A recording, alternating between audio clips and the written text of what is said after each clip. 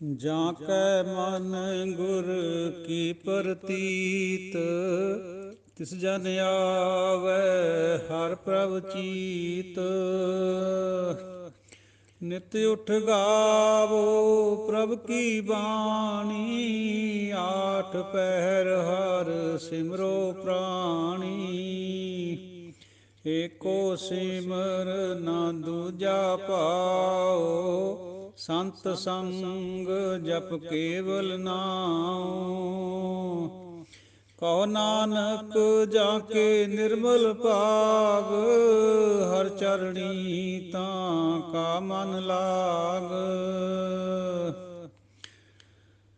ਸਤਿਗੁਰੂ ਧੰਨ ਧੰਨ ਸ੍ਰੀ ਗੁਰੂ ਅਮਰਦਾਸ ਜੀ ਮਹਾਰਾਜ ਜੀ ਦੀ ਬਖਸ਼ੀ ਹੋਈ ਪਵਿੱਤਰ ਬਾਣੀ ਆਨੰਦ ਸਾਹਿਬ ਚੋਂ ਅਗਲੀ ਵਿਚਾਰ ਹਾਜ਼ਰ ਹੈ। ਸਾਧ ਸੰਗਤ ਜੀਓ, ਸਾਰਿਆਂ ਨੂੰ ਫਤਿਹ। ਵਾਹਿਗੁਰੂ ਜੀ ਕਾ ਖਾਲਸਾ, ਵਾਹਿਗੁਰੂ ਜੀ ਕੀ ਫਤਿਹ। ਸਾਚੀ ਲਿਵੈ ਬਿਨ ਦੇਹ ਨਿਮਾਣੀ, ਦੇਹ ਨਿਮਾਣੀ ਲਿਵੈ ਬਾਝੋਂ, ਕਿਆ ਕਰੇ ਬੇਚਾਰੀਆ। ਤੁਧ ਬਾਝ ਸਮਰੱਥ ਕੋਇ ਨਾਹੀ, ਕਿਰਪਾ ਕਰ ਬਨਵਾਰੀਆ। ਏਸਨੋ ਹੋਰ ਥਾਉ ਨਾਹੀ, ਸ਼ਬਦ ਲਾਗ ਸਵਾਰੀਆ। ਕਹਿ ਨਾਨਕ ਲਿਵੈ ਬਾਝੋਂ, ਕਿਆ ਕਰੇ ਬੇਚਾਰੀਆ। ਆਨੰਦ ਆਨੰਦ ਸਭ ਕੋ ਕਹਿ, ਆਨੰਦ ਗੁਰੂ ਤੇ ਜਾਣਿਆ। ਜਾਣਿਆ ਆਨੰਦ ਸਦਾ ਗੁਰ ਤੇ, ਕਿਰਪਾ ਕਰੇ ਪਿਆਰਿਆ। ਕਰ ਕਿਰਪਾ ਕਿਲਵ ਕੱਟੇ, ਗਿਆਨ ਅੰਜਨ ਸਾਰਿਆ। ਅੰਦਰੋਂ ਜਿਨ ਕਾ ਮੋਹ ਟੁੱਟਾ, ਤਿਨ ਕਾ ਸ਼ਬਦ ਸਚੈ ਸਵਾਰਿਆ। ਕਹਿ ਨਾਨਕ ਇਹ ਆਨੰਦ ਹੈ, ਆਨੰਦ ਗੁਰ ਤੇ ਜਾਣਿਆ। ਬਾਬਾ ਜਿਸ ਤੂੰ ਦੇਹ ਸੋਈ ਜਨ ਪਾਵੈ, ਪਾਵੈ ਤਾਂ ਸੋ ਜਨ ਦੇਹ ਜਿਸਨੋ, ਹੋਰ ਕਿਆ ਕਰੈ ਬੇਚਾਰਿਆ। ਇੱਕ ਭਰਮ ਭੂਲੇ ਫਿਰੈ ਦਹਿ ਦਿਸ, ਇੱਕ ਨਾਮ ਲਾਗ ਸਵਾਰਿਆ। ਗੁਰ ਪ੍ਰਸਾਦੀ ਮਨ ਭਇਆ ਨਿਰਮਲ, ਜਿਨਾ ਭਾਣਾ ਭਾਵੈ। ਕਹਿ ਨਾਨਕ ਜਿਸ ਦੇਹ ਪਿਆਰੇ, ਸੋਈ ਜਨ ਪਾਵੈ। ਗੁਰ ਪ੍ਰਸਾਦੀ ਮਨ ਭਇਆ ਨਿਰਮਲ, ਜਿਨਾ ਭਾਣਾ ਭਾਵੈ। ਕਹਿ ਨਾਨਕ ਜਿਸ ਦੇਹ ਪਿਆਰੇ, ਸੋਈ ਜਨ ਪਾਵੈ।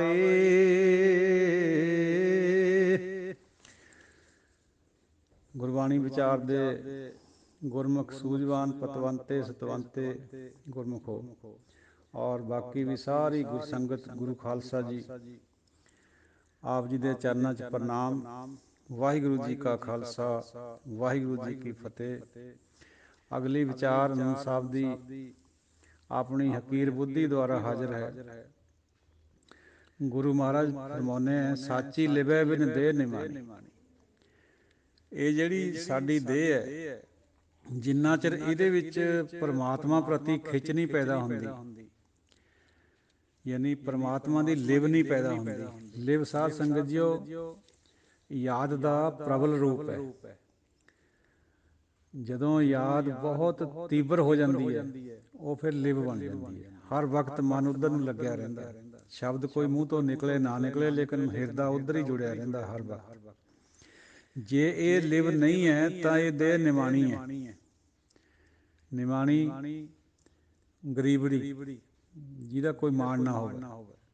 ਦੇਹ ਨਿਮਾਣੀ ਲਿਵੈ ਬਾਝੋਂ, ਕਿਆ ਕਰੇ ਵਿਚਾਰੀਆ। ਫਿਰ ਕਰ ਵੀ ਕਿਆ ਸਕਦੀ ਹੈ ਇਹ ਦੇਹ, ਜਦ ਗੁਰੂ ਨੇ ਪਰਮਾਤਮਾ ਨੇ ਸਾਨੂੰ ਲਿਵ ਲਾਈ ਓ ਨਹੀਂ ਹੈ। ਸਾਡਾ ਕਸੂਰ ਵੀ ਕਿਆ।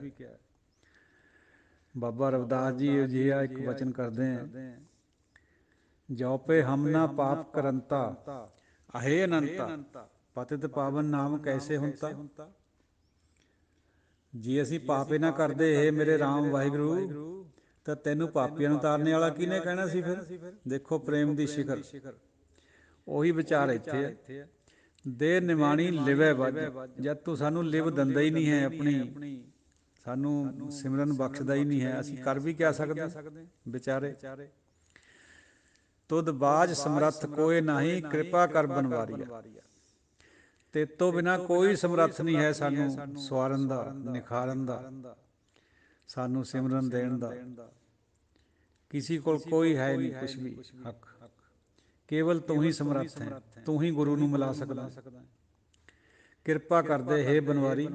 ਬਨਵਾਰੀ ਮੈਨੇ ਬਨਾਂ ਦੀ, ਜਿਹੜੇ ਬਨ ਵਿੱਚ ਜੰਗਲ ਦੇ ਫੁੱਲ ਹੁੰਦੇ ਬਨ ਵਿੱਚ, ਉਹਨਾਂ ਦੀ ਮਾਲਾ ਪਾਉਣ ਵਾਲਾ ਵਿਸ਼ਨੂੰ ਨੂੰ ਕਹਿੰਦੇ ਬਨਵਾਰੀ। ਤੋ ਹੇ ਬਨਵਾਰੀ, ਹੇ ਵਾਹਿਗੁਰੂ, ਕਿਰਪਾ ਕਰਦੇ ਸਾਨੂੰ ਵੀ ਇਹ ਜਿਹੜੀ ਲਿਵ ਹੈ ਬਖਸ਼ ਦੇ, ਤਾਂ ਕਿ ਅਸੀਂ ਵੀ ਤੇਰੇ ਨੇੜੇ ਹੋ ਸਕੀਏ। ਇਸ ਨੂੰ ਹੋਰ ਥਾਂ ਨਾਹੀਂ ਸ਼ਬਦ ਲਾਗ ਸਵਾਰੀਏ। ਹੋਰ ਤਾਂ ਕੋਈ ਤਰੀਕਾ ਹੈ ਨਹੀਂ, ਕੋਈ ਕਰਮ ਵਿਸ਼ੇਸ਼ ਵੀ ਹੈ ਨਹੀਂ, ਇਹਨੂੰ ਸ਼ਬਦ ਨਾਲ ਜੋੜ ਦੇ। ਕਰਦੇ ਕਿਰਪਾ ਇੰਨੀ ਕੁ ਬਖਸ਼ਦੇ ਸਾਨੂੰ, ਸਵਾਰਦੇ ਸਾਨੂੰ। ਕਹੈ ਨਾਨਕ ਲਿਵੈ ਵਾਜੋਂ ਕਿਆ ਕਰੇ ਵਿਚਾਰੀ। ਆਨੰਦ ਆਨੰਦ ਸਭ ਕੋ ਕਹਿ, ਆਨੰਦ ਗੁਰੂ ਤੇ ਜਾਣਿਆ। ਆਨੰਦ ਆਨੰਦ ਦੀਆਂ ਗੱਲਾਂ ਸਭ ਕਰਦੇ ਆ, ਸਾਰਾ ਸੰਸਾਰ ਕਰਦਾ, ਪਰ ਇਹ ਆਨੰਦ ਗੁਰੂ ਤੋਂ ਪਤਾ ਚੱਲਦਾ ਵੀ ਆਨੰਦ ਕਿਆ ਚੀਜ਼ ਹੈ। ਅਸਲ 'ਚ ਸੁੱਖਾਂ ਨੂੰ ਹੀ ਆਨੰਦ ਸਮਝਿਆ ਜਾ ਰਿਹਾ ਦੁਨੀਆ ਦੇ ਵਿੱਚ। ਜਿਹੜੇ ਸੰਸਾਰਕ ਸੁੱਖ ਹੈ, ਪਦਾਰਥਕ ਸੁੱਖ ਹੈ, ਸਾਧ ਸੰਗਤ ਜੀ, ਇਹ ਤਾਂ ਰੱਬ ਥੋੜ੍ਹੇ ਬਹੁਤੇ ਸਭ ਨੂੰ ਦੇ ਰਿਹਾ ਹੈ। ਜਿਹੜਾ ਉਹਨੂੰ ਨਹੀਂ ਵੀ ਯਾਦ ਕਰਦਾ ਉਹਨੂੰ ਵੀ ਦੇ ਰਿਹਾ, ਪੱਥਰ 'ਚ ਕੀੜੇ ਨੂੰ ਵੀ ਭੋਜਨ ਦੇ ਰਿਹਾ। ਪਰ ਜਿਹੜਾ ਅਸਲੀ ਆਨੰਦ ਹੈ, ਜਿਹਦੇ ਉਲਟ ਕੋਈ ਸ਼ਬਦ ਨਹੀਂ ਹੈ, ਜਿਵੇਂ ਸੁੱਖ ਦੇ ਉਲਟ ਦੁੱਖ ਹੁੰਦਾ ਹੈ, ਇਸ ਤਰ੍ਹਾਂ ਆਨੰਦ ਦੇ ਉਲਟ ਕੋਈ ਚੀਜ਼ ਨਹੀਂ। ਆਨੰਦ ਹਮੇਸ਼ਾ ਹੀ ਵੱਧਦਾ ਹੀ ਜਾਂਦਾ ਹੁੰਦਾ, ਔਰ ਇਹ ਗੁਰੂ ਤੋਂ ਮਿਲਦਾ ਹੈ, ਜੇ ਪਰਮਾਤਮਾ ਕਿਰਪਾ ਕਰਕੇ ਸਾਨੂੰ ਗੁਰੂ ਨੂੰ ਮਿਲਾ ਦੇਵੇ। ਕਹਿਣ ਨੂੰ ਆਨੰਦ ਸਭ ਕਹੀ ਜਾਂਦੇ ਆ, ਪਰ ਇਹ ਆਨੰਦ ਦਾ ਗੁਰੂ ਤੋਂ ਪਤਾ ਚੱਲਦਾ। ਜਿਹੜੇ ਅੰਮ੍ਰਿਤ ਦੀਆਂ ਬਾਤਾਂ ਸਾਰਾ ਸੰਸਾਰ ਕਰਦਾ, ਉਹ ਗੁਰੂ ਤੋਂ ਪਤਾ ਚੱਲਦਾ ਵੀ ਅੰਮ੍ਰਿਤ ਕਿਆ ਹੈ। ਉਹ ਅੰਮ੍ਰਿਤ ਛਕ ਕੇ ਹੀ ਅੰਦਰ ਅੰਮ੍ਰਿਤ ਜਦੋਂ ਪੈਦਾ ਹੁੰਦਾ ਨਾਮ ਨਾਲ, ਉਸੇ ਤੋਂ ਹੀ ਆਨੰਦ ਪੈਦਾ ਹੁੰਦਾ, ਸਹਿਜ ਪੈਦਾ ਹੁੰਦਾ। ਜਾਣਿਆ ਆਨੰਦ ਸਦਾ ਗੁਰ ਤੇ ਕਿਰਪਾ ਕਰੇ, ਕਿਰਪਾ ਕਰੇ ਪਿਆਰਿਆ। ਗੁਰੂ ਤੋਂ ਹੀ ਪਤਾ ਚੱਲਦਾ ਭਾਈ, ਹੋਰ ਕਿਸੇ ਪਾਸੇ ਨਹੀਂ ਹੈ। ਜੇ ਉਹ ਕਿਰਪਾ ਕਰਕੇ ਗੁਰੂ ਨੂੰ ਮਿਲਾ ਦੇਵੇ ਤਾਂ ਸਾਨੂੰ ਆਨੰਦ ਦੀ ਸੋਝੀ ਹੋ ਸਕਦੀ ਹੈ, ਸਹਿਜ ਬਣ ਸਕਦਾ ਆਨੰਦ। ਸਹਿਜ ਦੀ ਅਵਸਥਾ ਵਿੱਚ ਹੀ ਆਨੰਦ ਪੈਦਾ ਹੁੰਦਾ। ਸਾਧ ਸੰਗਤ ਜੀ, ਸਹਿਜ ਵੀ ਚੌਥੇ ਪਦ 'ਚ ਵੀ ਸਹਿਜ ਹੁੰਦਾ, ਸੁੱਖ ਸਹਿਜ।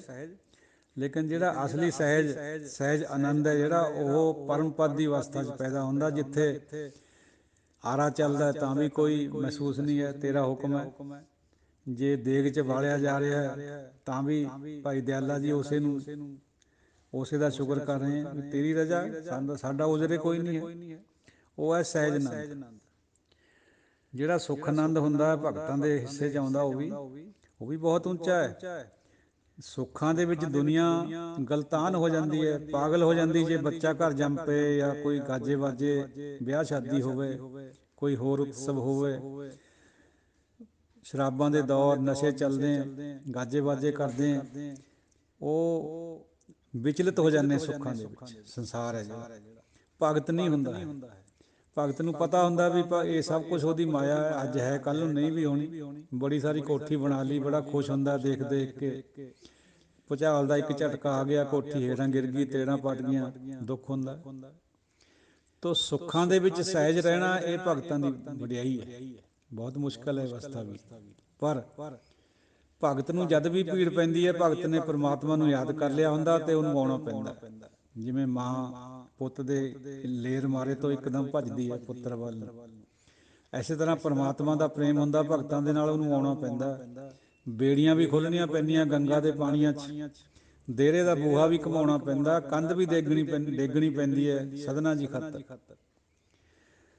ਲੇਕਿਨ ਇਹ ਸਵਾਲ ਅਕਸਰ ਆਉਂਦਾ ਸੰਗਤ ਵਿੱਚ ਵੀ ਗੁਰੂ ਸਾਹਿਬਾਨਾਂ ਖਾਤਰ ਔਰ ਜਿਹੜੇ ਗੁਰੂ ਦੇ ਸਿੱਖਾਂ ਦੇ ਉੱਤੇ ਇੰਨੇ ਤਸ਼ੱਦਦ ਹੋਏ, ਉਹਨਾਂ ਖਾਤਰ ਕਿਉਂ ਨਹੀਂ ਆਇਆ। ਸਾਧ ਸੰਗਤ ਜੀ, ਉਹ ਭਾਈ ਗੁਰਦਾਸ ਜੀ ਨੇ ਇਹਦਾ ਜਵਾਬ ਦਿੱਤਾ ਬਈ ਸਾਰੀਆਂ ਲੱਕੜੀਆਂ ਤੈਰਦੀਆਂ, ਪਰ ਸਭ ਤੋਂ ਵੱਧ ਗੁਣਾਂ ਵਾਲਾ ਜਿਹੜਾ ਚੰਦਨ ਹੁੰਦਾ ਉਹ ਡੁੱਬਦਾ। ਇਹ ਕੋਈ ਸੰਕੇਤ ਹੈ, ਸਮਝੋ ਇਸ ਬਾਤ ਨੂੰ। ਔਰ ਦੂਜੀ ਗੱਲ ਹੈ, ਭਗਤ ਜਿਹੜਾ ਹੁੰਦਾ ਉਹ ਟੋਟਲ ਭਾਣੇ 'ਚ ਹੁੰਦਾ। ਆਪਣਾ ਜਿਹੜਾ ਗੁਰੂ ਹੁੰਦਾ ਜਾਂ ਗੁਰੂ ਦਾ ਸਿੱਖ ਹੈ, ਉਹ ਟੋਟਲ ਭਾਣੇ 'ਚ ਹੁੰਦਾ। ਭਗਤ ਵੀ ਭਾਣੇ 'ਚ ਹੁੰਦਾ, ਪਰ ਜਿਹੜੀ ਭਾਣੇ ਦੀ ਸਿਖਰ ਹੈ, ਟੋਟੈਲਿਟੀ ਹੈ, ਉਹ ਕੇਵਲ ਔਰ ਕੇਵਲ ਗੁਰੂ ਸਾਹਿਬਾਨਾਂ ਦੇ ਹਿੱਸੇ ਆਈ ਹੈ ਜਾਂ ਗੁਰਸਿੱਖਾਂ ਦੇ ਹਿੱਸੇ 'ਚ ਆਈ ਹੈ। ਭਗਤ ਵੀ ਇਸ ਅਵਸਥਾ ਨੂੰ ਪ੍ਰਾਪਤ ਕਰ ਜਾਂਦੇ ਹੌਲੀ ਹੌਲੀ। ਜਦੋਂ ਕਬੀਰ ਜੀ ਨੂੰ ਹਾਥੀ ਦੇ ਪੈਰਾਂ 'ਚ ਸੁੱਟਿਆ ਗਿਆ, ਉਹਨਾਂ ਨੇ ਗਿਲਾ ਕਰਿਆ ਕਿ ਅਪਰਾਧ ਸੰਤ ਹੈ ਕੀਨਾ, ਬਾਂਧ ਪੋਟ ਕੁੰਚਰ ਕੋ ਦੀਨਾ। ਕਹਿ ਕਬੀਰ ਹਮਰਾ ਗੋਬਿੰਦ, ਚੌਥੇ ਪਦ ਮੈਂ ਜਨ ਕੀ ਜਿੰਦ। ਚੌਥਾ ਪਦ ਭਗਤਾਂ ਵਾਲਾ ਹੁੰਦਾ, ਤੁਰੀਆ ਪਦ ਕਹਿੰਦੇ ਜਿਹਨੂੰ। ਇਹ ਵੀ ਬਹੁਤ ਉੱਚੀ ਅਵਸਥਾ, ਇਹਦੇ 'ਚ ਬਾਣੀ ਵੀ ਰਚੀ ਜਾਂਦੀ ਹੈ। ਉਹੀ ਕਬੀਰ ਜੀ ਜਦ ਫਿਰ ਉੱਚੀ ਅਵਸਥਾ ਪ੍ਰਾਪਤ ਕਰ ਗਏ ਪਰਮ ਪਦ ਵਾਲੀ, ਕਹਿ ਕਬੀਰ ਰੰਗ ਰਾਤਾ ਮਿਲਿਓ ਜਗ ਜੀਵਨ ਦਾਤਾ। ਜਦੋਂ ਪਰਮਾਤਮਾ ਦੇ ਦਰਸ਼ਨ ਹੋ ਜਾਂਦੇ ਉਦੋਂ ਫਿਰ ਪਰਮ ਪਦ ਬਣਦਾ, ਅਮਰਾ ਪਦ ਬਣਦਾ। ਅਬ ਤੋ ਜਾਏ ਚੜ੍ਹੇ ਸਿੰਘਾਸਣ ਮਿਲੇ ਹੈ ਸਾਰੰਗ ਪਾਣੀ, ਰਾਮ ਕਬੀਰਾ ਏਕ ਪਏ ਹੈ ਕੋਈ ਨਾ ਸਕੈ ਪਛਾਨੀ। ਭਗਤ ਵੀ ਫਿਰ ਅਖੀਰ ਨੂੰ ਪਰਮ ਪਦ ਪ੍ਰਾਪਤ ਕਰ ਜਾਂਦੇ। ਤੋ ਉਹ ਅਵਸਥਾ ਜਿਹੜੀ ਗੁਰੂਆਂ ਦੀ ਹੈ ਜਾਂ ਗੁਰੂਆਂ ਦੇ ਗੁਰਸਿੱਖਾਂ ਦੀ ਹੈ, ਇਹਨੂੰ ਭਾਈ ਗੁਰਦਾਸ ਜੀ ਨੇ ਬਹੁਤ ਬਾਖੂਬੀ ਬਿਆਨਿਆ।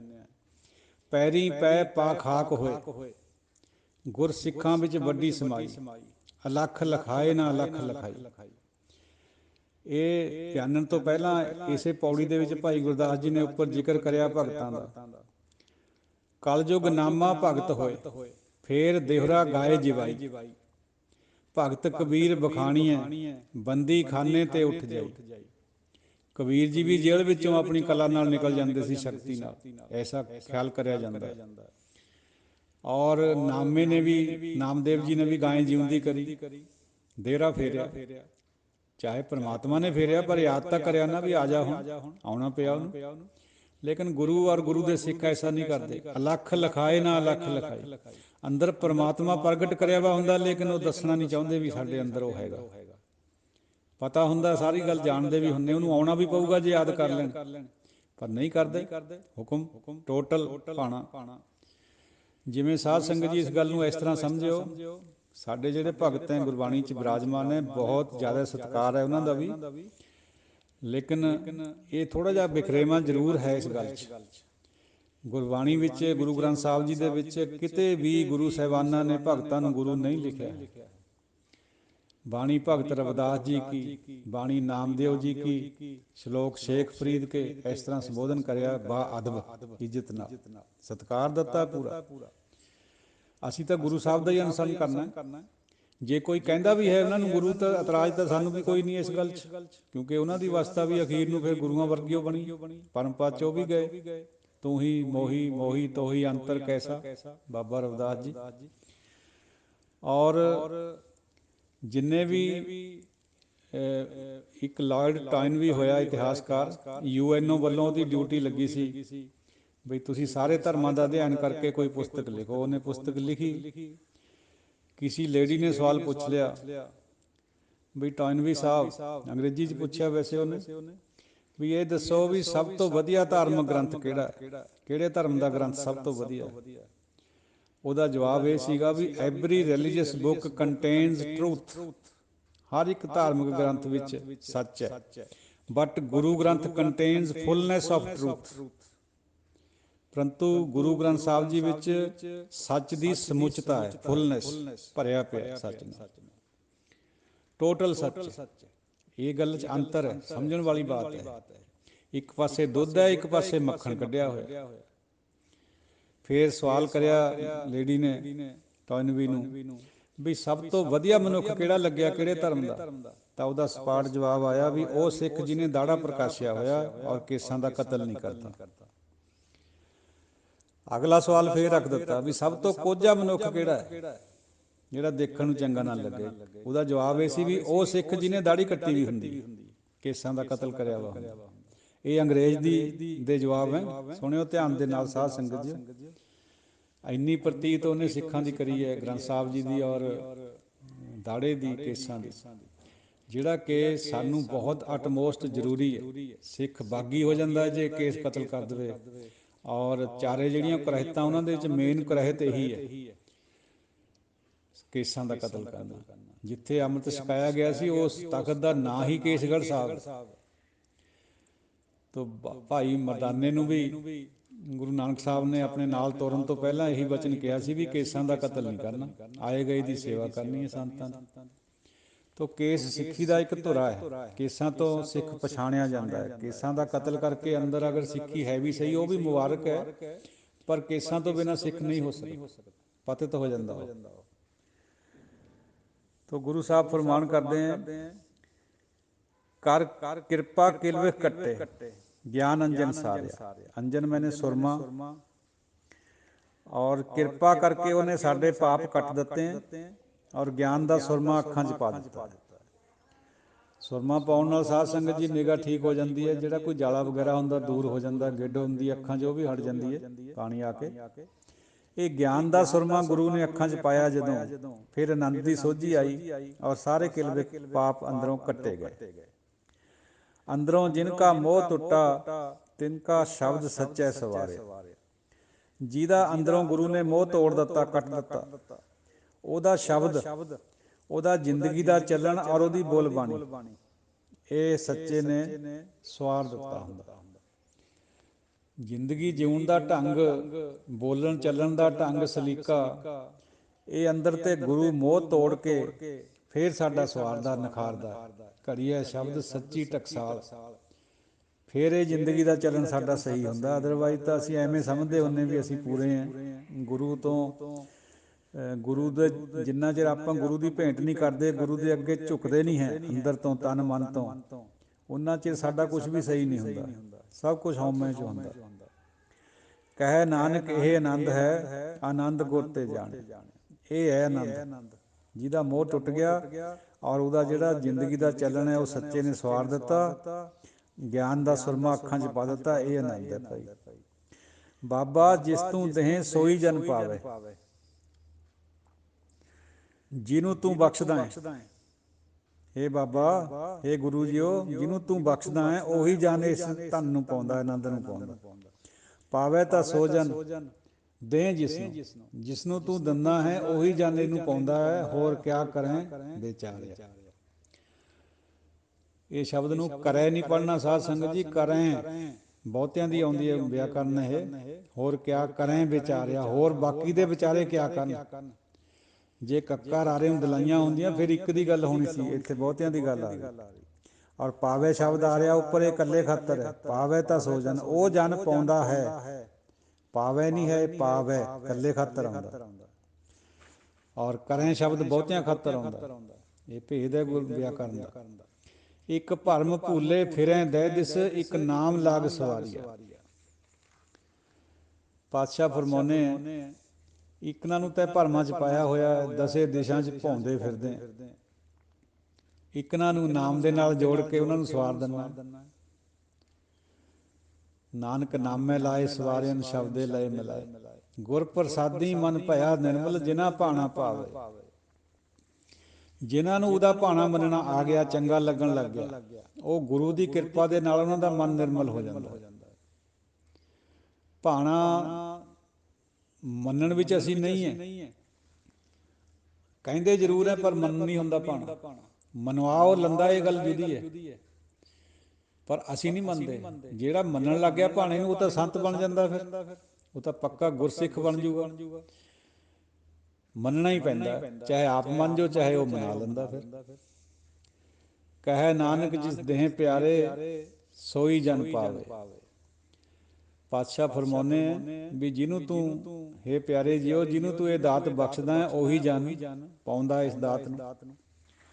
ਹੁਣ ਸਾਧ ਸੰਗਤ ਜੀਓ, ਇਹ ਜਿਹੜਾ ਦਸੇ ਦਿਸ਼ਾ 'ਚ ਫਿਰਨੇ ਵਾਲੀ ਬਾਤ ਹੈ, ਇਹਦੀ ਥੋੜ੍ਹੀ ਜਿਹੀ ਵਿਚਾਰ ਆਪਾਂ ਆਪ ਜੀ ਨਾਲ ਸਾਂਝੀ ਕਰੀਏ, ਆਪਦੇ ਚਰਨਾਂ 'ਚ ਰੱਖੀਏ ਵਿਚਾਰ ਨੂੰ ਆਪਣੇ ਨੂੰ।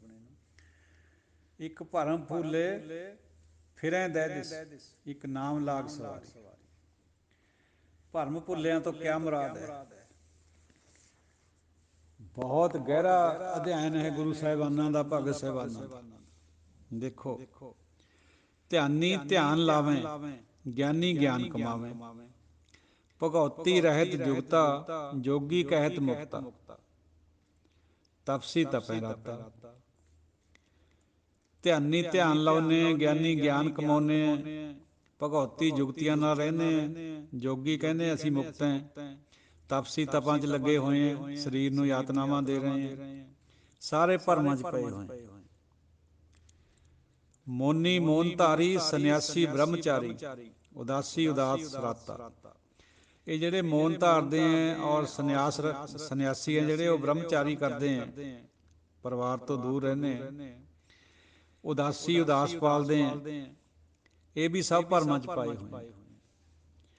ਭਗਤੀ ਨਵੈ ਪ੍ਰਕਾਰਾ, ਪੰਡਿਤ ਵੇਦ ਪੁਕਾਰਾ।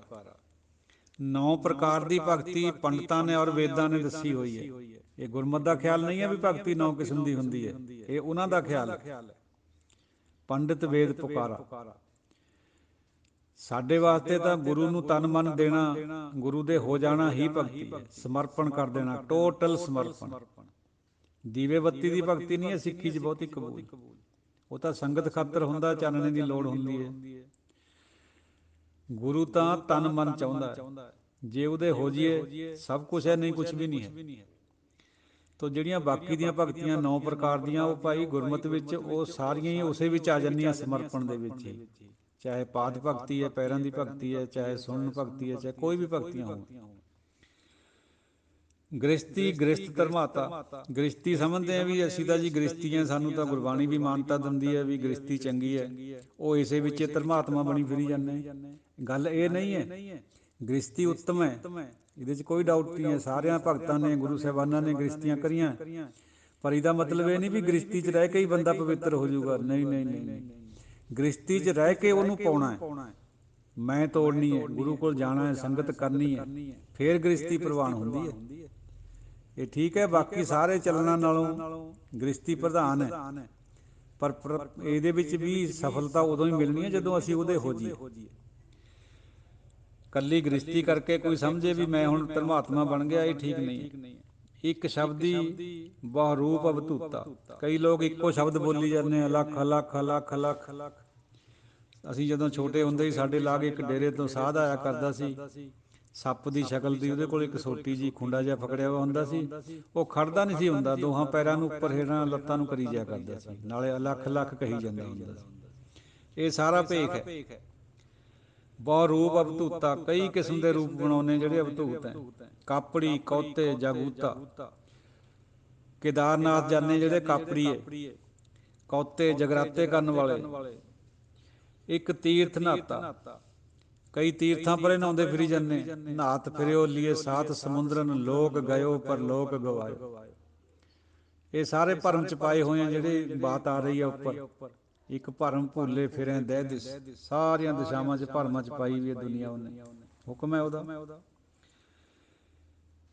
ਉਸ ਤੋਂ ਅੱਗੇ ਪਾਤਸ਼ਾਹ ਬਚਨ ਕਰਦੇ हैं, ਨਿਰਾਹਾਰ, ਵਰਤੀ ਔਰ ਅਪਰਸਾ।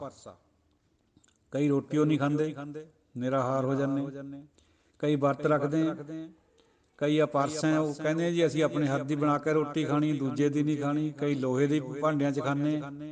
ਇਹ ਸਾਰੇ ਭਰਮ ਹੈ ਭਾਈ। ਇੱਕ ਲੋਕ ਨਾ ਦੇਵੇਂ ਦਰਸਾ, ਇੱਕ ਲੁਕੇ ਬੈਠੇ ਰਹਿੰਦੇ ਅੰਦਰ ਬਾਹਰ, ਕਿਸੇ ਨੂੰ ਦੱਸਣਾ ਹੀ ਦਿੰਦੇ। ਉਹ ਇਹੀ ਸਮਝਦੇ ਵੀ ਅਸੀਂ ਵੀ ਰੱਬ ਨੂੰ ਮਿਲੇ ਹੋਏ ਹਾਂ, ਸਾਰਾ ਹੀ ਭਰਮ ਹੈ। ਇੱਕ ਮਨ ਹੀ ਗਿਆਤਾ, ਕਈ ਆਪਣੇ ਮਨ ਵਿੱਚ ਗਿਆਤਾ ਬਣੀ ਬੈਠੇ ਰਹਿੰਦੇ। ਹਉਮੈ ਦੀ ਸਿਖਰ ਹੁੰਦੀ ਹੈ, ਉਹ ਵੀ ਆਪਣੇ ਆਪ ਨੂੰ ਸਹੀ ਮੰਨੀ ਜਾਣਾ। ਸਭ ਘਾਟ ਨਾ ਕਿਨ ਹੀ ਕਹਾਇਆ, ਸਭ ਕਹਿਤੇ ਹੈ ਪਾਇਆ। ਘੱਟ ਕੋਈ ਨਹੀਂ ਕਹਾਉਂਦਾ, ਸਵਾ ਸਿਰੇ ਹੈ ਸਾਰੇ, ਔਰ ਸਾਰੇ ਹੀ ਕਹਿੰਦੇ ਅਸੀਂ ਰੱਬ ਨੂੰ ਪਾਇਆ। ਗੁਰੂ ਸਾਹਿਬ ਦਾ ਫਰਮਾਨ ਦੇਖੋ ਕਿਆ, ਜਿਸ ਮੇਲੇ ਸੋ ਭਗਤਾ। ਜਿਹਦੇ ਪਰ ਉਹਦੀ ਕਿਰਪਾ ਹੁੰਦੀ ਹੈ, ਉਹਨੂੰ ਮੇਲ ਲੈਂਦਾ ਗੁਰੂ ਦੇ ਰਾਹੀਂ, ਆਪਣਾ ਕਰ ਲੈਂਦਾ ਹੈ, ਉਹੀ ਭਗਤ ਹੈ ਭਾਈ। ਬਾਕੀ ਨਹੀਂ, ਇਹ ਤਾਂ ਸਾਰੇ ਦਹਿ ਦਿਸ ਭਰਮ ਦੇ ਵਿੱਚ ਭੁੱਲੇ ਹੋਏ। ਜੋ ਵੀ ਕੁਛ ਹੋ ਰਿਹਾ ਸੰਸਾਰ ਦੇ ਵਿੱਚ, ਕੂੜ ਕਿਰਿਆ ਉਰਜਿਓ ਸਭ ਹੀ ਜਗ, ਸ੍ਰੀ ਭਗਵਾਨ ਕੋ ਭੇਦ ਨਾ ਪਾਇਓ। ਕੂੜ ਕਿਰਿਆ ਹੈ ਸਾਰੀ। ਕੇਵਲ ਵਾਹਿਗੁਰੂ ਨੂੰ, ਰਾਮ ਨੂੰ ਯਾਦ ਕਰਨਾ, ਉਹ ਵੀ ਗੁਰੂ ਦੇ ਅਨੁਸਾਰੀ ਹੋ ਕੇ, ਆਪਣੇ ਆਪ ਨਹੀਂ। ਮਨਮੁਖ ਭਗਤਿ ਕਰੈ ਬਿਨ ਸਤਿਗੁਰ, ਬਿਨ ਸਤਿਗੁਰ ਭਗਤਿ ਨਾ ਹੋਈ ਰਾਮ। ਮਨਮੁਖ ਬੰਦਾ ਜਿਹੜਾ ਆਪਣੇ ਆਪ ਤੋਂ ਵਾਹਿਗੁਰੂ ਵਾਹਿਗੁਰੂ ਕਰਦਾ ਹੈ, ਗੁਰੂ ਦੇ ਅਨੁਸਾਰੀ ਹੋ ਕੇ ਕਰਨਾ ਹੈ। ਉਹਦਾ ਮਤਲਬ ਕਿਆ ਹੈ? ਗੁਰੂ ਨੇ ਮੈਂ ਤੋੜਨੀ ਹੈ ਪਹਿਲਾਂ। ਮੈਂ ਵਿੱਚ ਪਰਮਾਤਮਾ ਦਾ ਨਾਮ ਲੈਣਾ ਵੀ ਸਫਲ ਨਹੀਂ ਹੁੰਦਾ ਬਹੁਤਾ। ਹਉਮੈ ਵਿੱਚ ਭਗਤ ਕਰੈ ਸਭ ਕੋਏ, ਹਉਮੈ ਭਗਤ ਕਰੈ ਸਭ ਕੋਏ, ਨਾ ਮਨ ਭੀਜੈ ਨਾ ਸੁਖ ਹੋਏ। ਹਉਮੈ ਦੀ ਭਗਤੀ ਪ੍ਰਵਾਨੀ ਨਹੀਂ ਹੈ ਗੁਰਮਤਿ ਵਿੱਚ। ਸਾਰਾ ਹੀ ਮੇਨ ਪਲੈਂਕ ਗੁਰਬਾਣੀ ਦਾ ਹਉਮੈ ਨੂੰ ਤੋੜਨ ਪਰ ਖੜਾ ਹੈ। ਕੋਈ ਕਰਮ ਵਿਸ਼ੇਸ਼ ਦੀ ਕੋਈ ਜਗ੍ਹਾ ਨਹੀਂ। ਕਰਮ ਵਿਸ਼ੇਸ਼ ਅਗਰ ਮੈਂ ਟੁੱਟ ਕੇ ਬਣਿਆ ਤਾਂ ਉਹ ਪਵਿੱਤਰ ਹੈ। ਕਰਮ ਧਰਮ ਪਵਿੱਤਰ ਬਣ ਜਾਂਦਾ ਜੇ ਮੈਂ ਟੁੱਟ ਕੇ ਗੁਰੂ ਦੇ ਅਨੁਸਾਰੀ ਹੋ ਕੇ ਬੰਦਾ ਕਰੇ। ਭਗਤੀ ਵੀ ਉਹੀ ਪ੍ਰਵਾਨ ਹੈ, ਸੇਵਾ ਵੀ ਉਹੀ ਪ੍ਰਵਾਨ ਹੈ। ਵਿੱਚ ਹਉਮੈ ਸੇਵਾ ਥਾਏ ਨਾ ਪਾਏ, ਜਨਮ ਮਰੈ ਫਿਰ ਆਵੈ ਜਾਏ। 84 ਨਹੀਂ ਕੱਟਣੀ ਜੇ ਸੇਵਾ ਵੀ ਕਰਦੇ ਫਿਰੀ ਜਾਓ ਹਉਮੈ 'ਚ। ਸੇਵਾ ਦਾ ਭਾਵ ਇਹੀ ਹੁੰਦਾ ਵੀ ਮੇਰੀ ਹਉਮੈ ਟੁੱਟ ਜਾਏ, ਮੈਂ ਨੀਵਾਂ ਹੋ ਜਾ। ਅਸੀਂ ਸਗੋਂ ਕਈ ਦਫਾ ਉਲਟਾ ਕਰ ਲੈਂਦੇ ਹਾਂ ਵੀ ਸੇਵਾ ਕਰਕੇ ਹਉਮੈ ਵਧਾ ਲੈਂਦੇ ਵੀ ਮੈਨੂੰ ਹੁਣ ਚੇਅਰਮੈਨੀ ਮਿਲ ਜੂਗੀ, ਜਾਂ ਮੈਨੂੰ ਹੁਣ ਲੋਕ ਚੰਗਾ ਕਹਿਣਗੇ। ਗੁਰਬਾਣੀ ਦਾ ਨੁਕਤਾ ਬਹੁਤ ਸਪਸ਼ਟ ਹੈ ਸਾਧ ਸੰਗਤ ਜੀ। ਆਪਣੀ ਮੈਂ ਤੋੜਨੀ, ਗੁਰੂ ਤੋਂ ਤੜਾਉਣੀ ਹੈ, ਆਪਣੇ ਆਪ ਤੋਂ ਟੁੱਟਦੀ ਨਹੀਂ ਹੈ, ਕਿਉਂਕਿ ਪਾਈ ਹੋਈ ਉਹਦੇ ਹੁਕਮ ਵਿੱਚ ਹੈ, ਪਈ ਹੋਈ। ਇਸ ਕਰਕੇ ਗੁਰੂ ਦੇ ਅਨੁਸਾਰ ਹੀ ਹੋਣਾ, ਗੁਰੂ ਨਾਲ ਜੁੜ ਕੇ ਇਹ ਬਾਤ ਹੋਣੀ ਹੈ। ਜੇ ਗੁਰੂ ਨੂੰ ਨਹੀਂ ਮਿਲਦੇ, ਨਹੀਂ ਕਲਿਆਣ ਹੋਣਾ ਇਸ ਜਗਤ ਦੇ ਵਿੱਚ। ਹੁਣ ਗੁਰੂ ਕੌਣ ਹੈ, ਇਸ ਗੱਲ ਦੀ ਵੀ ਥੋੜ੍ਹੀ ਜਿਹੀ ਸਮਝ ਕਰੀਏ। ਸਿੱਖ ਧਰਮ ਤੋਂ ਬਾਹਰ ਵੀ ਲੋਕਾਂ ਨੇ ਰੱਬ ਪਾਇਆ, ਉਹ ਤਾਂ ਕਿਸੇ ਗੁਰੂ ਨੂੰ ਨਹੀਂ ਸੀ ਮਿਲੇ। ਉੱਥੇ ਬਾਤ ਕਿਹਾ, ਫਿਰ ਕਾਹਤੇ ਕਿਹਾ ਗੁਰਬਾਣੀ 'ਚ ਵੀ ਗੁਰੂ ਬਿਨਾਂ ਨਹੀਂ ਹੈ। ਸਾਧ ਸੰਗਤ ਜੀ, ਪਰਮਾਤਮਾ ਵੀ ਗੁਰੂ ਹੈ। ਆਦਿ ਅੰਤ ਏਕੈ ਅਵਤਾਰਾ, ਸੋਈ ਗੁਰੂ ਸਮਝਿਓ ਹਮਾਰਾ। ਜੇ ਪਰਮਾਤਮਾ ਗੁਰੂ ਦੇ ਰੂਪ 'ਚ ਕਿਸੇ ਨੂੰ ਬਖਸ਼ਣਾ ਚਾਹੇ ਤਾਂ ਕਿਉਂ ਨਹੀਂ ਬਖਸ਼ ਸਕਦਾ? ਕੋਈ ਸਿੱਖਾਂ ਦੇ ਪੱਲੇ ਨਹੀਂ ਹੈ ਇਹ ਚੀਜ਼। ਗੁਰੂ ਸਭ ਦਾ ਸਾਂਝਾ ਹੁੰਦਾ ਹੈ। ਗੁਰੂ ਸਿੱਖਾਂ ਖਾਤਰ ਨਹੀਂ, ਇਕੱਲਿਆਂ ਖਾਤਰ ਹੈ। ਕਿਸੇ ਵੀ ਧਰਮ ਦਾ ਬੰਦਾ ਗੁਰੂ ਨੂੰ ਮੰਨਣ ਲੱਗ ਜਾਏ, ਉਹਦਾ ਵੀ ਕਲਿਆਣ ਹੋ ਜਾਏਗਾ। ਗੁਰੂ ਪਰਮਾਤਮਾ ਦੀ ਤਰ੍ਹਾਂ ਨਿਰਲੇਪ ਹੁੰਦਾ। ਇੱਕ ਫਿਰਕੇ ਨਾਲ, ਇੱਕ ਧਰਮ ਨਾਲ ਜੋੜਨਾ ਠੀਕ ਨਹੀਂ ਹੈ ਗੁਰੂ ਨੂੰ। ਜਿਵੇਂ ਅਸਮਾਨ ਸਭ ਦਾ ਸਾਂਝਾ, ਹਵਾ ਸਭ ਦੀ ਸਾਂਝੀ, ਪਾਣੀ ਸਭ ਦਾ ਸਾਂਝਾ ਹੈ, ਗੁਰੂ ਵੀ ਸਭ ਦਾ ਸਾਂਝਾ। ਖਾਮ ਖਿਆਲੀ ਹੋ ਸਕਦੀ ਹੈ, ਸਿੱਖਾਂ 'ਚ ਵੀ ਹੋ ਸਕਦੀ ਹੈ, ਬਾਹਰਲਿਆਂ 'ਚ ਵੀ ਹੋ ਸਕਦੀ ਹੈ, ਲੇਕਿਨ ਗੁਰੂ ਤਾਂ ਹਮੇਸ਼ਾ ਹੀ ਪਰਮਾਤਮਾ ਦਾ ਰੂਪ ਹੁੰਦਾ ਹੈ। ਗੁਰੂ ਨੂੰ ਜੁੜ ਕੇ, ਚਾਹੇ ਸਾਖਸ਼ਾਤ ਗੁਰੂ ਹੋਵੇ, ਜਦੋਂ ਗੁਰੂ ਸਾਹਿਬ ਸਰੀਰ 'ਚ ਸੀ, ਹੁਣ ਗੁਰਬਾਣੀ ਹੈ ਉਹਨਾਂ ਦੀ ਜਗ੍ਹਾ, ਇਹ ਗੁਰੂ ਹੈ। ਜਾਂ ਕਿਸੇ ਪਰ ਪਰਮਾਤਮਾ ਸਿੱਧੀ ਕਿਰਪਾ ਕਰ ਦੇਵੇ, ਉਹ ਵੀ ਹੋ ਸਕਦਾ। ਗੁਰੂ ਦਾ ਕਨਸੈਪਟ ਬਹੁਤ ਵਾਈਡ ਹੈ ਗੁਰਮਤਿ ਵਿੱਚ। ਸਗਲ ਉਗਤੇ ਉਪਾਵਾ, ਤਿਆਗੀ ਸ਼ਰਨ ਪਾਵਾ। ਗੁਰੂ ਸਾਹਿਬ ਫਰਮਾਉਂਦੇ ਪੰਚਮ, ਬਈ ਮੈਂ ਇਹ ਸਾਰੀਆਂ ਦਲੀਲਾਂ, ਉਗਤੀਆਂ, ਉਪਾਅ ਛੱਡ ਕੇ ਸ਼ਰਨ 'ਚ ਪੈ ਗਿਆ ਗੁਰੂ ਦੀ। ਨਾਨਕ ਗੁਰ ਚਰਨ ਪਰਤ, ਗੁਰੂ ਦੇ ਚਰਨ ਪਕੜ ਲਏ।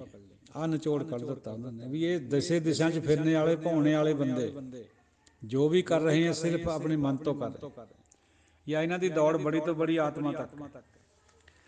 ਸਾਧ ਸੰਗਤ ਜੀਓ, ਦੌੜ ਸਾਡੀ ਬ੍ਰਹਮ ਗਿਆਨ ਤੱਕ ਹੋਣੀ ਦੀ ਲੋਚਾ ਹੋਣੀ ਚਾਹੀਦੀ ਹੈ ਅੰਦਰ। ਆਤਮਾ ਉਹਦਾ ਇੱਕ ਰੂਪ ਹੈ। ਆਤਮਾ ਦਿਵ ਜ਼ਰੂਰ ਹੈ, ਦੈਵਿਕ ਹੈ। ਸਰੀਰ ਬਾਕੀ ਸਾਰਾ ਪਦਾਰਥਕ ਹੈ, ਆਤਮਾ ਦੈਵਿਕ ਹੈ, ਦਿਵ ਹੈ। ਪਰ ਆਤਮਾ ਨਿਰਲੇਪ ਨਹੀਂ ਹੈ। ਜਿਵੇਂ ਪਰਮਾਤਮਾ ਨਿਰਲੇਪ ਹੈ, ਆਤਮਾ ਨਿਰਲੇਪ ਨਹੀਂ ਹੈ, ਕਿਉਂਕਿ ਆਤਮਾ ਜੁੜੀ ਹੋਈ ਹੈ ਗਿਆਨ ਇੰਦਰੀਆਂ ਦੇ ਨਾਲ, ਮਨ ਦੇ ਨਾਲ। ਇਹ ਮੈਲੇ, ਇਹਨਾਂ ਨਾਲ ਲੱਗ ਕੇ ਉਹ ਵੀ ਮੈਲੀ ਹੈ। ਮੈਲੀ ਕਾਇਆ ਹੰਸ ਸਮੇਤ, ਸਭ ਕੁਛ ਜਹਾਨ 'ਚ ਮੈਲਾ ਹੈ। ਗੁਰੂ ਸਾਹਿਬ ਦਾ ਤਾਂ ਬਹੁਤ ਪਵਿੱਤਰ ਫਰਮਾਨ ਹੈ ਬਈ ਦੇਵੀ ਦੇਵਤਾ ਵੀ ਅਪਵਿੱਤਰ ਹੈ, ਮੈਲੇ ਹੈ। ਮੈਲੇ ਸ਼ਿਵ ਸ਼ੰਕਰਾ ਮਹੇਸ਼, ਮੈਲੇ ਜੋਗੀ ਜਟਾਂ ਸਹੇਤ, ਸਭ ਕੁਛ ਮੈਲਾ ਹੈ। ਇੱਕ ਮੈਲਾ ਕੌਣ ਨਹੀਂ ਹੈ? ਪਰਮਾਤਮਾ ਵਾਹਿਗੁਰੂ ਰਾਮ। ਇੱਕ ਉਹਦੇ ਜਿਹੜੇ ਸੰਤ ਜਨ ਹੈ, ਉਹ ਵਿਰਲੇ, ਕੋਈ ਵਿਰਲੇ। ਇਹ ਦੋਹੇ ਮੈਲ ਰਹਿਤ। ਮੈਲਾ ਬ੍ਰਹਮਾ, ਮੈਲਾ ਇੰਦ। ਰੱਬ ਮੈਲਾ, ਮੈਲਾ ਹੈ ਚੰਦ। ਬ੍ਰਹਮਾ ਵੀ ਮੈਲਾ, ਇੰਦਰ ਵੀ ਮੈਲਾ, ਸੂਰਜ ਔਰ ਚੰਦਰਮਾ ਵੀ ਮੈਲੇ, ਕਿਉਂਕਿ ਪਦਾਰਥਕ ਹੈ।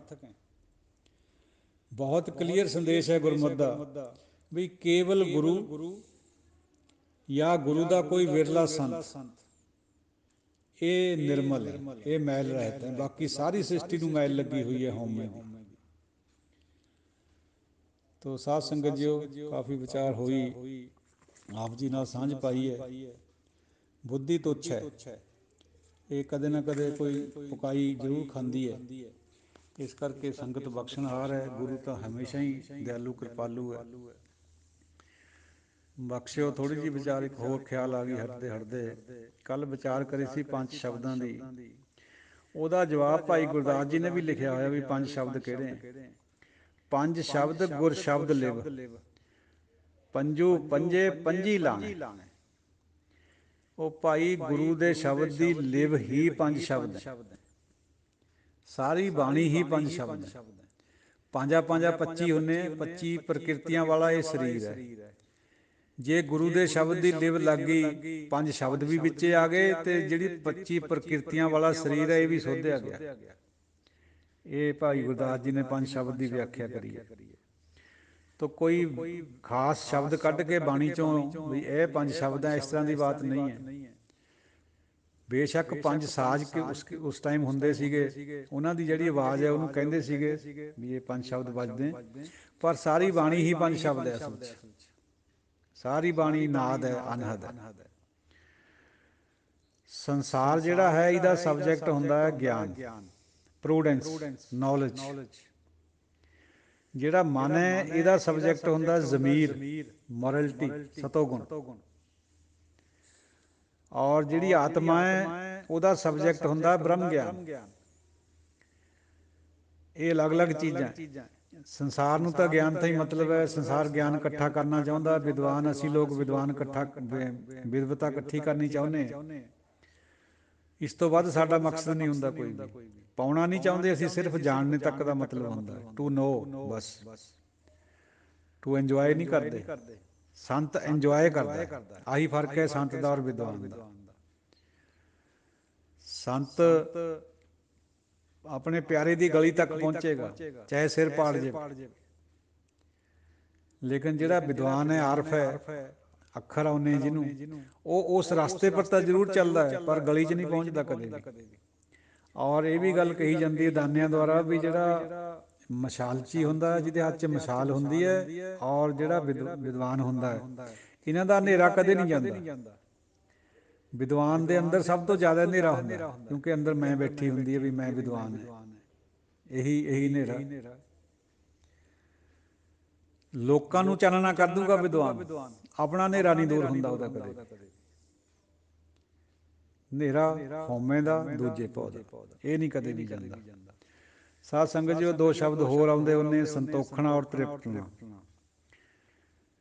ਦੋਹਾਂ ਦਾ ਮਤਲਬ ਤਾਂ ਇੱਕੋ ਹੀ ਹੈ ਬਈ ਸ਼ਾਂਤ ਹੋ ਜਾਣਾ ਕੋਈ ਚੀਜ਼ ਦੀ ਪ੍ਰਾਪਤੀ ਕਰਕੇ, ਤ੍ਰਿਪਤ ਹੋ ਜਾਣਾ, ਜਿਵੇਂ ਖਾ ਕੇ ਆਪਾਂ ਤ੍ਰਿਪਤ ਹੋ ਜਾਂਦੇ ਹਾਂ, ਸੰਤੋਖ ਹੋ ਜਾਂਦੇ। ਦੋਹਾਂ ਦੇ ਵਿੱਚ ਥੋੜ੍ਹਾ ਜਿਹਾ ਅੰਤਰ ਵੀ ਹੈ। ਸੰਤੋਖ ਹੁੰਦਾ ਜੇ ਵਸਤੂ ਕੋਲ ਹੋਵੇ ਤਾਂ ਬੰਦਾ ਕਹਿੰਦਾ ਜੀ ਹਾਂ ਬਸ ਮੈਂ ਠੀਕ ਹੈ, ਮੈਨੂੰ ਲੋੜ ਨਹੀਂ ਹੁਣ ਹੈ। ਤ੍ਰਿਪਤਣਾ ਹੁੰਦਾ ਜੇ ਕੋਲ ਨਾ ਵੀ ਹੋਵੇ ਵਸਤੂ ਤਾਂ ਵੀ ਰੱਜੇ ਰਹਿਣਾ। ਇਹ ਭਗਤਾਂ ਦੇ ਹਿੱਸੇ ਆਉਂਦੀ ਹੈ ਗੱਲ, ਜਿਹੜਾ ਤ੍ਰਿਪਤਣਾ। ਸੰਤੋਖਣਾ ਸਤੋਗੁਣੀਆਂ ਦੇ ਹਿੱਸੇ 'ਚ ਆਉਂਦਾ। ਜੇ ਨਹੀਂ ਵੀ ਕੋਈ ਚੀਜ਼ ਕੋਲ ਹੈ, ਗੋਦੜੀ ਹੈ ਪਾਟੀ ਹੋਈ, ਲੀਰਾਂ ਦੀ ਪਾਈ ਹੋਈ ਹੈ, ਉਹ ਵੀ ਮਖਮਲ ਨਜ਼ਰ ਆਉਂਦੀ ਹੈ ਸੰਤ ਨੂੰ। ਔਰ ਨਹੀਂ ਵੀ ਕੁਛ ਹੈ, ਫਾਕਾ ਵੀ ਹੈਗਾ। ਸਿੰਘਾਂ ਨੇ ਘੋੜਿਆਂ ਦੀਆਂ ਕਾਠੀਆਂ ਪਰ ਛੋਲੇ ਚੱਬ ਚੱਬ ਕੇ ਗੁਜ਼ਾਰਾ ਕਰਿਆ ਔਰ ਲੜਾਈਆਂ ਵੀ ਕਰੀਆਂ। ਕਿੰਨੇ ਸਾਲ ਜੰਗਲਾਂ 'ਚ ਰਹਿਣਾ ਪਿਆ ਉਹਨਾਂ ਵਾਸਤੇ। ਉਹ ਜਿਹੜੇ ਛੋਲੇ ਹੈ ਉਹ ਚੱਬ ਕੇ ਹੀ ਤ੍ਰਿਪਤੀ ਆਉਂਦੀ ਸੀ। ਘਰ ਘਾਟ ਕੋਈ ਨਹੀਂ ਸੀ, ਛੱਤ ਉੱਪਰ ਹੁੰਦੀ ਨਹੀਂ ਸੀ, ਘੋੜੇ ਦੀਆਂ ਕਾਠੀਆਂ ਹੀ ਘਰ ਹੁੰਦਾ ਸੀ, ਉਦੋਂ ਤ੍ਰਿਪਤੀ ਹੁੰਦੀ ਸੀ। ਇਹਨਾਂ ਅੱਖਰਾਂ 'ਚ ਥੋੜ੍ਹਾ ਥੋੜ੍ਹਾ ਭੇਦ ਜ਼ਰੂਰ ਹੁੰਦਾ ਹੈ। ਕਈ ਦਫਾ ਆਪਾਂ ਆਪਣੀ ਸਮਝ ਨਾਲ ਇਹਨਾਂ ਨੂੰ ਇੱਕੋ ਮੰਨ ਲੈਂਦੇ। ਤਾਂ ਚਲੋ ਸਾਧ ਸੰਗਤ ਜੀ, ਸਮਾਪਤੀ ਕਰੀਏ। ਕੋਈ ਵੀ ਦੁਬਾਰਾ ਤੋਂ ਫੇਰ ਕਿਸੇ ਬਿਆਨੀ, ਗਲਤ ਬਿਆਨੀ ਦੀ ਦਾਸਰਾ ਖਿਮਾ ਮੰਗਦਾ ਜੇ ਕੋਈ ਹੋਵੇ। ਹੋ ਜਾਂਦੀ ਹੈ, ਬੰਦਾ ਭੁੱਲਣਹਾਰ ਹੈ। ਆਪ ਜੀ ਬਖਸ਼ਣਹਾਰ ਹੈ, ਦਿਓ ਅਸੀਸ। ਵਾਹਿਗੁਰੂ ਜੀ ਕਾ ਖਾਲਸਾ, ਵਾਹਿਗੁਰੂ ਜੀ ਕੀ ਫਤਿਹ।